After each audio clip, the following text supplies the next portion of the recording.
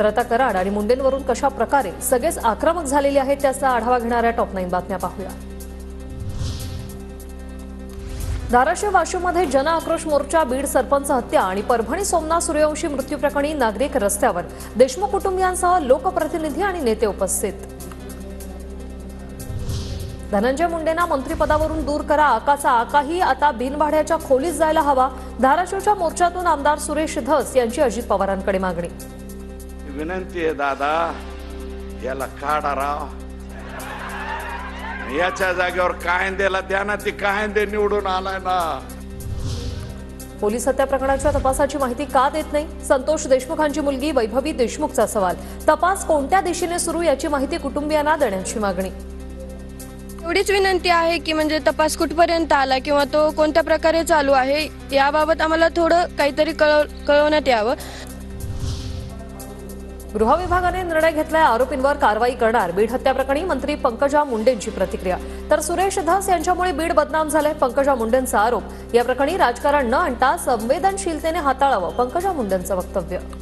त्यामुळे तर बीड बदनाम झालंच आहे ना, कारण शेवटी या विषयाचं राजकीय भूमिका न घेता जर ह्या विषयाकडे संवेदनशीलतेने बघितलं असतं तर असं झालं नसतं। तर आम्ही कुठे बदनाम करतोय? परळीचे लोक तुमच्याशिवाय असे वागू शकतात का?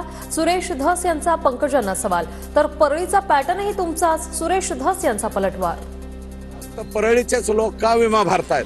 सगळ्या जिल्ह्यात भरतायत आणि संपूर्ण राज्यात भरतायत, पण बदनामीचं कार आम्ही कुठे बदनाम करतो? बदनाम फक्त तुमची, फक्त परळीचेच लोक तुमच्याशिवाय असं वागू शकतात काय? 2024 मध्ये बीडमध्ये आयोजित महासंस्कृती महोत्सवाचा खर्च 10 लाख आणि सरकारी तिजोरीतून काढले 5 कोटी, सुरेश धस यांचा। मुन्नी समोर येण्याची मी फार आस्थेने वाट पाहतोय। मुन्नी घाबरणार नाही, पण समोरही येत नाही, हे दुर्दैव। धसांचा राष्ट्रवादीतील कोणत्या नेत्यावर निशाणा? प्रश्न अद्याप अनुत्तरित। सुन्नी करणार नाही असं मी म्हणलं नाही। मुन्नीला यावं द्या। मुन्नी घाबरली नाही, मुन्नी घाबरली नाही, ती घाबरत नाही। मुन्नी फक्त समोर आली नाही, हे दुर्दैव आहे। हाके साहेब पाया पडतो, कुणाचाही उचल घेऊन बोलू नका, सुरेश धसांची टीका। तर आमच्या मतांवर जिंकला धस, तुम्हीच आमची उचल फेडा, लक्ष्मण हाकेंचं प्रत्युत्तर।